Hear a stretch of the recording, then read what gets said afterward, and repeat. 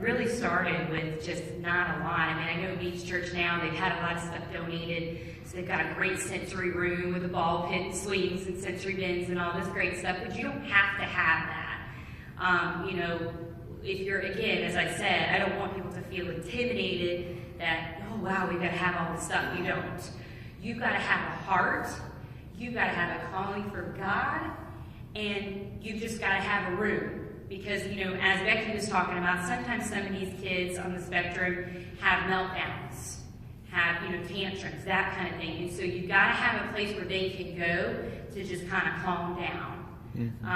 And just de-accelerate from, you know, whatever the situation is. So that's, you know, that is something that would be a great starting point, is to try, even if it's not a whole room, even just a space or an area to have where you know that those kids can go to kind of like decompress.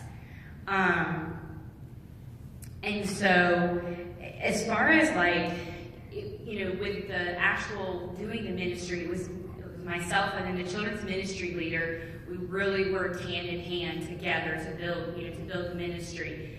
The volunteers, you know, the biggest thing I can say is be very prayerful. You know, just praying for God's leading, because God will send the people. God will send you the volunteers.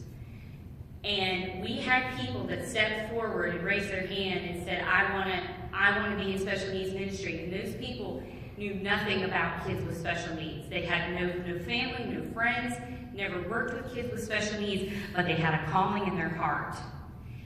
That is what God wanted them to do. And so what we did is we trained those volunteers and we equipped them and, you know, told them and showed them things to do and how to work with these kids. And those people were so excited every Sunday to come in and work with these kids. And, you know, with the buddy system, you know, obviously it would be great and ideal if you could have the same volunteers paired with those kids, and some of them wanted to be with those kids every Sunday. And that's great, especially for kids on autism spectrum, because then you're not having to transition between different people. So that's ideal. However, you know, we know that you're not always going to have the most ideal conditions. And so, you know, you do have to rotate volunteers and things like that. But, you know, you also have to kind of look within your church body and look for those people who maybe are special education teachers, therapists, psychologists, that have had experience working with children with special needs, and use them potentially as resources. Maybe they can help do trainings. They can come in and be in a meeting, you know, with the volunteers to help give ideas or suggestions and things like that. So you kind of can look within the church body to see, do we have anybody here that maybe has this kind of background that could even just be here to just help guide us, if they're not feeling called or led to actually serve in the ministry every